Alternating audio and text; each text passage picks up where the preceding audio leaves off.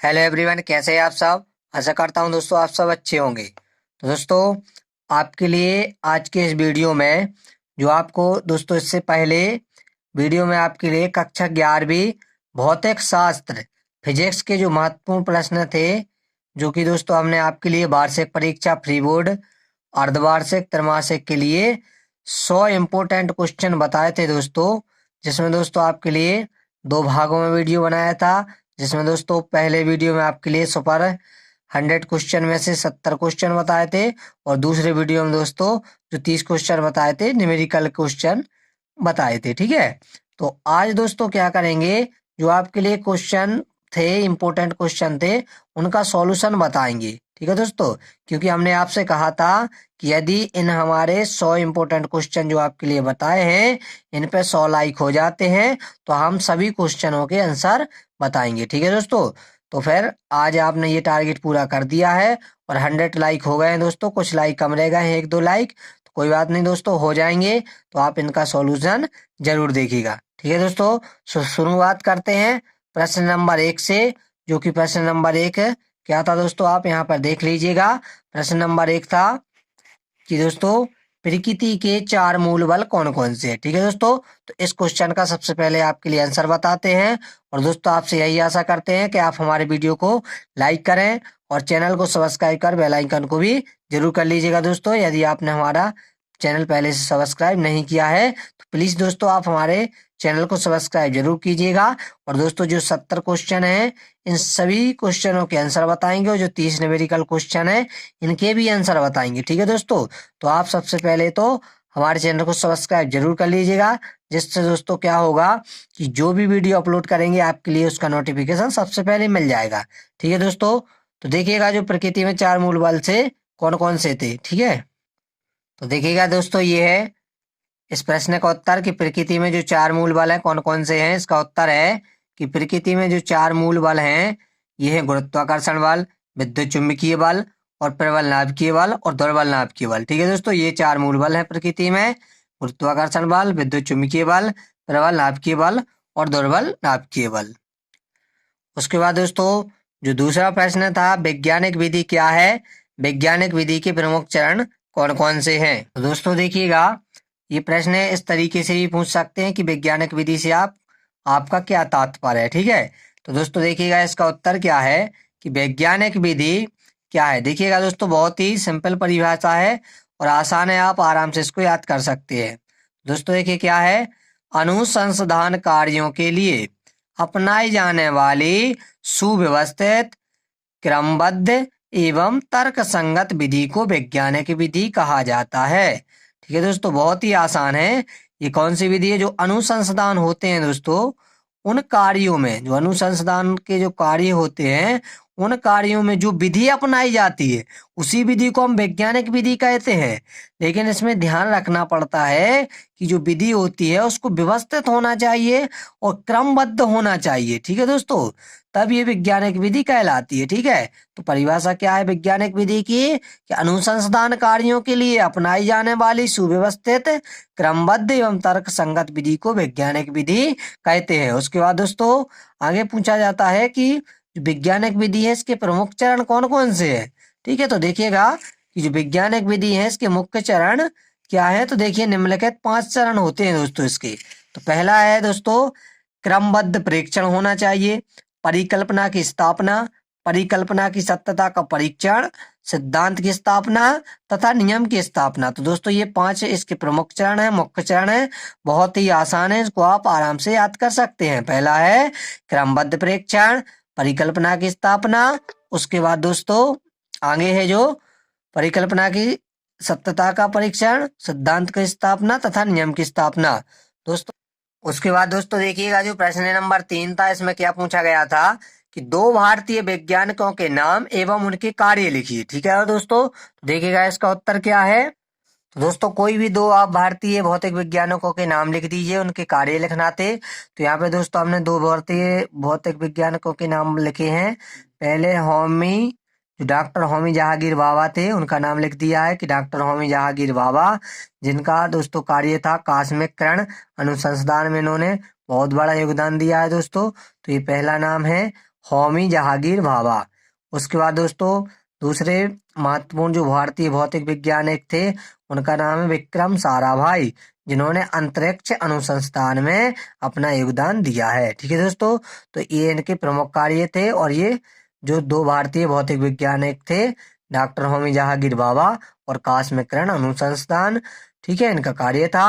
और विक्रम साराभाई थे, तो इनका क्या कार्य किया था इन्होंने, अंतरिक्ष अनुसंधान में। ठीक है, तो ये था दोस्तों प्रश्न नंबर तीसरे का उत्तर। ठीक है दोस्तों, यहाँ पे आप डॉक्टर लिख दीजिएगा और ना भी लिखेंगे तो चल जाएगा। ठीक है, उसके बाद दोस्तों देखिएगा प्रश्न नंबर 4 क्या था, द्रव्य तथा ऊर्जा से क्या तात्पर्य है। तो दोस्तों मतलब अब आपको क्या करना था, द्रव्य की परिभाषा लिखना थी, ऊर्जा की परिभाषा लिखनी थी। ठीक है, और दोस्तों देखिएगा तो द्रव्य तथा ऊर्जा से क्या तात्पर्य है। तो दोस्तों क्या बता रहे हैं हम कि आपको द्रव्य की परिभाषा लिखना थी और ऊर्जा की लिखनी थी। ठीक है, तो दोस्तों देखिए द्रव्य की परिभाषा क्या थी। द्रव्य आप जानते हैं दोस्तों कि द्रव्य क्या होता है, वह होता है जो स्थान घेरता है, ठीक है, जिसका आयतन होता है।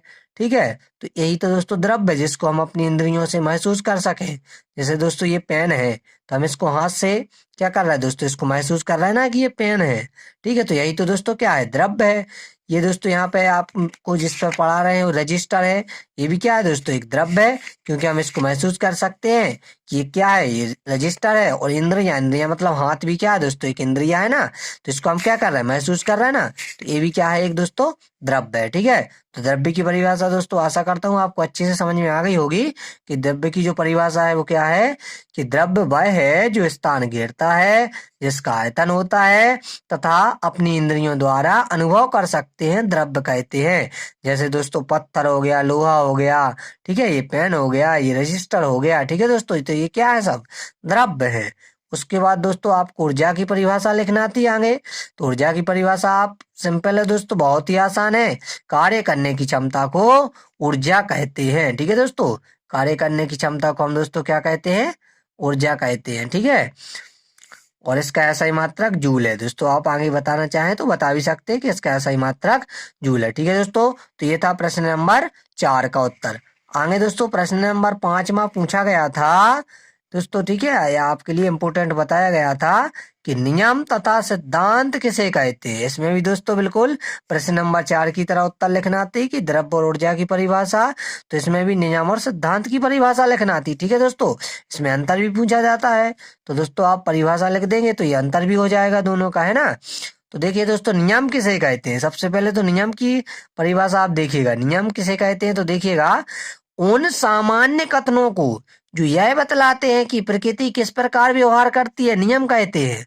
मतलब प्रकृति का व्यवहार किस प्रकार है, इस प्रकृति के व्यवहार को बताने वाले जो कथन हैं उनको हम नियम कहते हैं। और सिद्धांत किसे कहते हैं, ये देखिएगा, सिद्धांत है कि भौतिक निकायों के व्यवहार की व्याख्या करने के लिए कुछ सीमित ज्ञात नियमों के पदों में बनाई गई परिकल्पना को सिद्धांत कहते हैं। तो दोस्तों नियम और सिद्धांत में बहुत बड़ा अंतर है। नियम तो क्या होता है दोस्तों, नियम ऐसे कथन होते हैं जो प्रकृति का व्यवहार बताते हैं कि प्रकृति किस प्रकार का व्यवहार है। लेकिन दोस्तों सिद्धांत के द्वारा कोई भी कण हो, निकाय हो, उसकी व्याख्या कुछ सीमित नियमों पर आधारित कर सकते हैं। ठीक है, तो उसमें दोस्तों सिद्धांत में कुछ नियम होते हैं, उन्हीं को दोस्तों हम सिद्धांत कहते हैं। और जो उन नियमों का एक है एकत्रित बनाया जाता है परिकल्पना, उसी परिकल्पना को हम सिद्धांत कहते हैं। ठीक है दोस्तों, तो नियम की परिभाषा और सिद्धांत की परिभाषा दोस्तों आपको आसानी से समझ में आ गई होगी। ठीक है, एक बार फिर से देख लीजिएगा कि नियम किसे कहते हैं, उन सामान्य कथनों को जो यह बतलाते हैं कि प्रकृति किस प्रकार व्यवहार करती है, नियम कहते हैं। उसके बाद दोस्तों सिद्धांत की परिभाषा है भौतिक निकायों के व्यवहार की व्याख्या करने के लिए कुछ सीमित ज्ञात नियमों के पदों में बनाई गई परिकल्पना को सिद्धांत कहते हैं। उसके बाद दोस्तों प्रश्न नंबर जो 6 था, इसमें पूछा गया था आपसे कि विमेय समीकरण के कोई 4 उपयोग लिखिए। तो दोस्तों आपको विमेय समीकरण के 4 उपयोग बताना थे। तो दोस्तों देखिए जो विमेय समीकरण है, पहला उपयोग है कि भौतिक समीकरणों की शुद्धता की जांच करना। ठीक है, विभिन्न भौतिक राशियों के मध्य संबंध स्थापित करना। उसके बाद दोस्तों एक पद्धति के मात्रकों को दूसरी पद्धति के मात्रकों में परिवर्तित करना। भौतिक राशियों के मात्रक ज्ञात करना। मतलब दोस्तों जो भौतिक राशि हैं उनकी हम शुद्धता की जांच कर सकते हैं बीमीय समीकरण की सहायता से। और जो विभिन्न प्रकार की भौतिक राशियां हैं कोई भी हो, जैसे दोस्तों सरल लोलक है, गति के समीकरण है, इनके अंतर्गत हम दोस्तों संबंध स्थापित कर सकते हैं और जो संबंध है उसकी जांच कर सकते हैं। ठीक है। और दोस्तों जो एक पद्धति की मात्रक है उसको दूसरे पद्धति की मात्रक में भी हम विमीय समीकरण की सहायता से बदल सकते हैं। उसके बाद दोस्तों अगला उपयोगिता की भौतिक राशियों की मात्रक ज्ञात कर सकते हैं। दोस्तों कोई भी भौतिक राशि है हम उसका मात्रक इस जो विमीय समीकरण है इसकी सहायता से हम ज्ञात कर सकते हैं। ठीक है।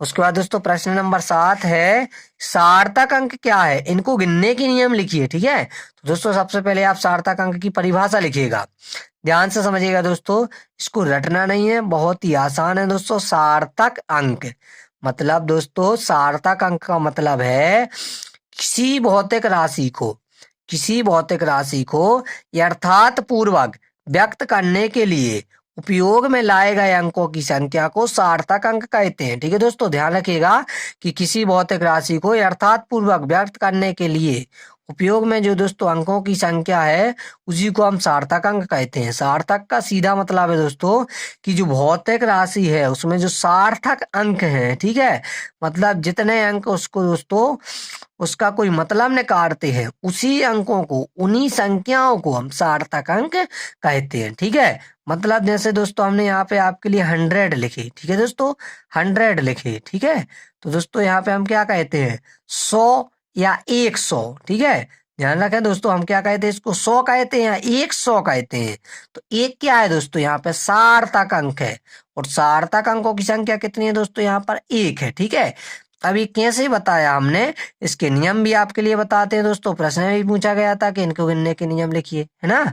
तो देखिए दोस्तों इनके गिनने के नियम, पहला नियम है किसी संख्या में दशमलव का स्थान बदलने पर सार्थक अंक नहीं बदलते। ठीक है दोस्तों, ध्यान रखिएगा।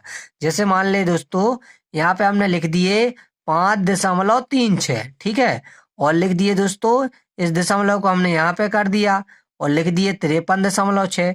तो दोस्तों देखिएगा सार्थक अंक इसमें जितने होंगे इतने इसमें होंगे। जैसे इसमें देखिएगा दोस्तों सार्थक अंक कितने हैं 1 2 3, है ना, और इसमें भी दोस्तों 1 2 3। मतलब ये है कि पहला नियम ये है कि किसी संख्या में दशमलव का स्थान बदलने पर सार्थक अंक नहीं बदलते। ठीक है दोस्तों। उसके बाद दोस्तों प्रश्न नंबर सॉरी दोस्तों इसका अगला नियम था कि दो अशून्य संख्याओं के बीच सभी शून्य सार्थक अंक होते हैं। मतलब दो अशून्य, अशून्य मतलब दो शून्य ना हो।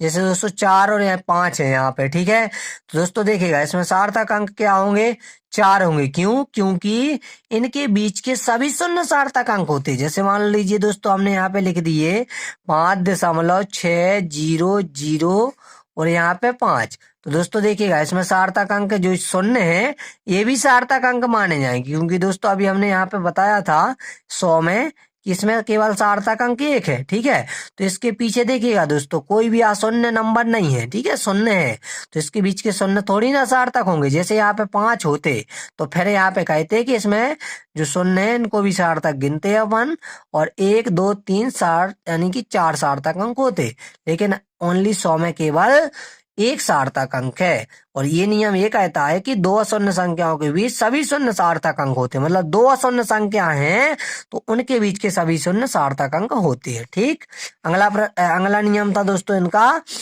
कि प्रथम अशून्य संख्याओं के बाईं ओर कि सभी शून्य सार्थक अंक नहीं माने जाते जबकि दाईं ओर के माने जाते हैं।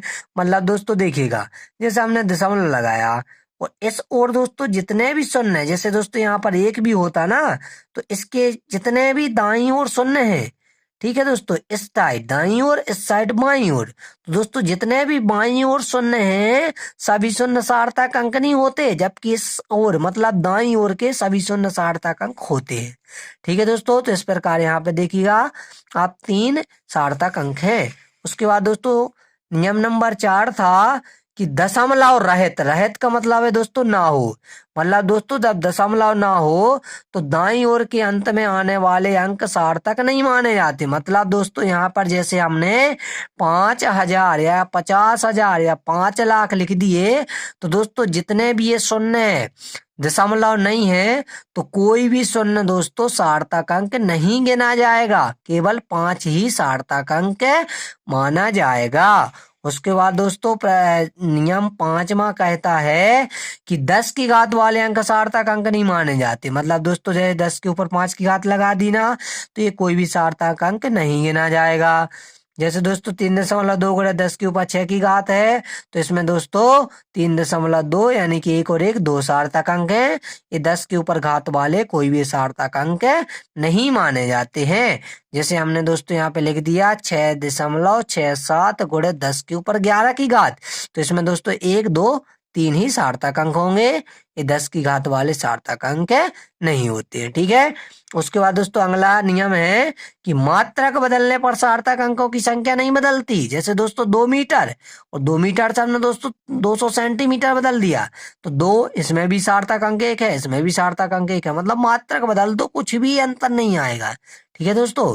तो ये है नियम नंबर 6, ठीक है। तो ये था दोस्तों प्रश्न नंबर 7 का उत्तर कि सार्थक अंक किसे कहते हैं, इसके नियम क्या है, ठीक है दोस्तों। तो फिर अगले वीडियो में दोस्तों हम प्रश्न नंबर 8 से बताएंगे, ठीक है दोस्तों। तो यदि दोस्तों आपके लिए वीडियो अच्छा लगा है तो आप हमें दोस्तों वीडियो को लाइक करें और चैनल को सब्सक्राइब कर बेल आइकन को प्रेस जरूर कर लीजिएगा।